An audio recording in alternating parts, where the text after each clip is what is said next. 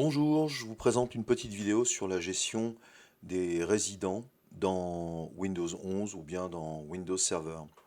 Vous avez bien évidemment des outils génériques comme par exemple le gestionnaire de tâches auquel vous pouvez accéder par le raccourci de touche CTRL SHIFT échappe. Et là vous avez dans le menu de gauche deux items, application de démarrage. Donc, vous retrouvez en fait des applications qui apparaissent dans la barre de tâches. Par un clic droit, vous pouvez donc les activer ou les désactiver. Et puis vous avez surtout les services qui requièrent beaucoup de compétences. Donc dans la liste de ces services, vous retrouvez les services Microsoft et puis aussi des services qui sont liés au logiciel que vous avez pu installer. Moi, par exemple ici, moi j'ai un serveur DNS local qui s'appelle Unbound. Donc là ici on a de l'expérience utilisateur, vous pouvez en général les désactiver. Voilà, donc je sais pas, on va prendre par exemple un service ici, UPnP host. Vous pouvez aller, le plus rapide c'est d'aller dans ChatGPT par exemple, et d'interroger l'IA pour savoir à quoi correspond ce service. Par exemple, à quoi correspond UPnP host sous Windows. Voilà, je vais rajouter quand même le service UPnP host sous Windows. On lance la moulinette.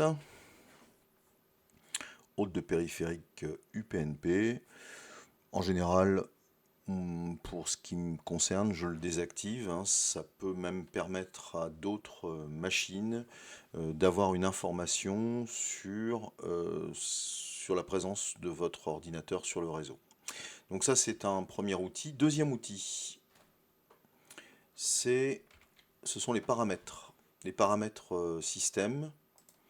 Et dans ces paramètres, il suffit de taper démarrage, et vous avez application de démarrage. Et là, on va retrouver, en fait, hop, je le mets là, on va retrouver ce qu'on avait précédemment dans le gestionnaire de tâches, avec peut-être un petit peu plus de simplicité, puisqu'il suffit simplement de cliquer sur le petit curseur, activer, désactiver.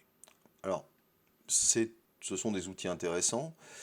Il faudrait y rajouter aussi le gestionnaire de tâches. Donc c'est task, planificateur de tâches, voilà, ici. Je le bascule sur l'écran.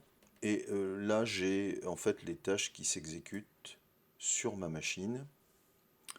Mystique, je ne sais pas à quoi ça correspond.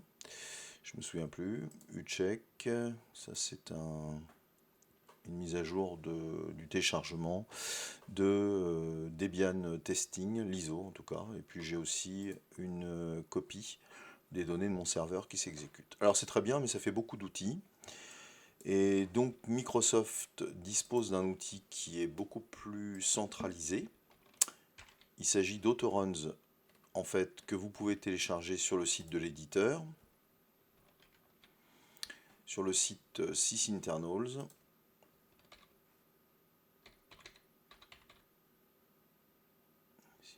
Internals, je vais y arriver, voilà.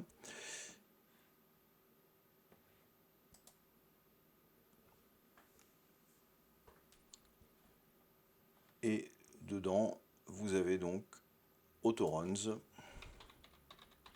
Il y a beaucoup d'outils sur ce site. Et là, on en est à la version, vient d'être mise à jour, la 4.11. Je vais pouvoir peut-être la télécharger. Hop. Et je vais la copier dans mon dossier où je stocke AutoRuns. Je n'ai pas là. Hop là. Donc, une fois que la version est là, j'exécute le programme AutoRuns 64.exe en tant qu'administrateur par un clic droit. et je vais être sur une interface qui peut être un peu longue à charger selon la puissance de votre ordinateur. Mais en fait, il va y avoir trois onglets qui vont nous intéresser. On va retrouver en fait les trois outils. Donc il y a Logon, donc il faut que vous regardiez attentivement ce qui se situe dans Run. Là ici à nouveau Run, Run Once, et on doit avoir quelque chose comme Run à nouveau, oui c'est ça, et Startup. Voilà, donc là on voit tous les programmes que j'ai pu installer. Donc moi le ClamWin je vais le désactiver par exemple. ClamWin là c'est un scanner d'antivirus mais il n'a pas d'action résidente. Schedule Task, bah, vous retrouvez toutes les tâches planifiées. Donc là par exemple j'ai de l'Office. Ici j'ai la télémétrie en réalité, hein. Application Experience, donc on voit bien que c'est quelque chose qui pose parfois problème, puisque ça envoie vos données vers l'extérieur. Voilà, donc là aussi on envoie Customer, etc. Bon, là c'est pareil, hein, il faut prendre le temps d'interroger soit les moteurs de recherche, soit une IA générative du type Perplexity, ChatGPT, Gemini, Copilot, enfin bref, ce que vous voulez. Je ne vais pas faire toute la liste ici. Donc on a bien sûr Logon, démarrage, Schedule Task, les tâches planifiées, et Service, on retrouve ce qu'on a vu tout à l'heure, c'est-à-dire, là par exemple j'ai encore à nouveau le Asus Update Check qui démarre en automatique, donc je le redécoche, voilà. Il y a beaucoup de choses que l'on peut décocher, mais en tout cas c'est un outil, il faut y passer pas mal de temps, qui vous permet de rapidement désactiver l'activité résidente. Il n'y a pas besoin de sauvegarder, c'est sauvegardé automatiquement. Donc ce que vous avez coché, vous pouvez bien sûr le redécocher. Voilà, c'est juste une petite présentation qui peut vous permettre de gagner beaucoup de mémoire. À bientôt.